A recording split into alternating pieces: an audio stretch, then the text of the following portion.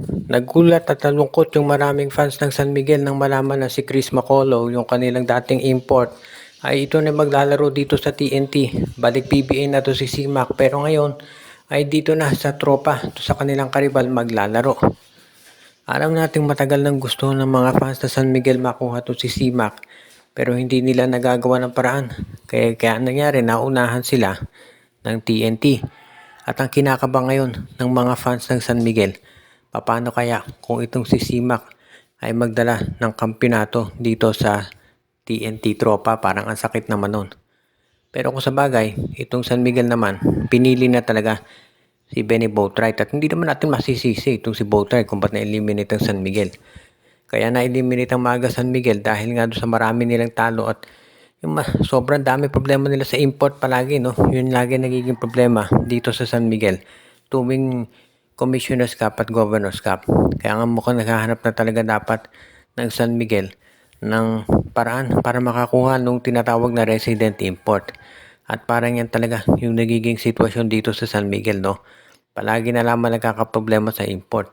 Ngayon, ito si Chris Macaulay, dahil yung rights niya ay nandito na sa TNT. Asahan natin na hindi nila yan pakakawalan dahil hindi pa sigurado kung kailan makababalik itong si Ronde Hollis Jefferson. Kaya nga sa tingin ko, maganda talaga sa PBA itong pagbabalik ni Chris Macaulay. At yan talaga yung masasabi natin na magiging susi para dito sa TNT.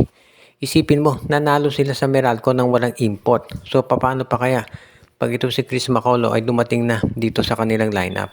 At yan yung dahilan kung ba't marami naniniwala na ang laking bagay kapag ito si Macaulay ay dumating na dito sa TNT. Kaya nga sigurado tayo na magiging isa yan dito sa aabangan ng mga tao.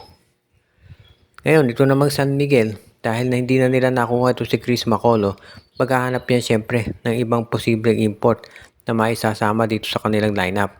Ngayon, hindi lang SMB dahil siyempre meron ding mga ibang teams kagaya nitong Phoenix Fuel Masters na trade naman ang inaatupag. Mukhang ito raw Phoenix Fuel Masters ay gustong makuha si Maverick Ahanmisi mula sa Terra Firma. Si Ahanmisi ay veterano na dito sa PBA at ngayon daw ay gusto na itong makuha nitong Phoenix Fuel Masters para makasabay dito kay Evanelli at Tyler Tio. Hindi pa natin matitiyak kung sino yung ino-offer ng Phoenix pero sa tingin ko magiging maganda to para dito sa Fuel Masters kung sakasakali nga na makuha nila itong si Maverick. Dahil pinakita na ni Maverick sa paglalaro sa Terra Firma na kayang-kaya pa rin niya na mag-contribute sa team na to, at yan ang dahilan kung bakit siya nga ay talagang ready na tumulong dito sa kanilang roster. Hindi rin ako magugulat kung itong Phoenix Fuel Masters talaga ay magbigay ng offer para dito kay Maverick at kung ito i-trade naman Terra Firma.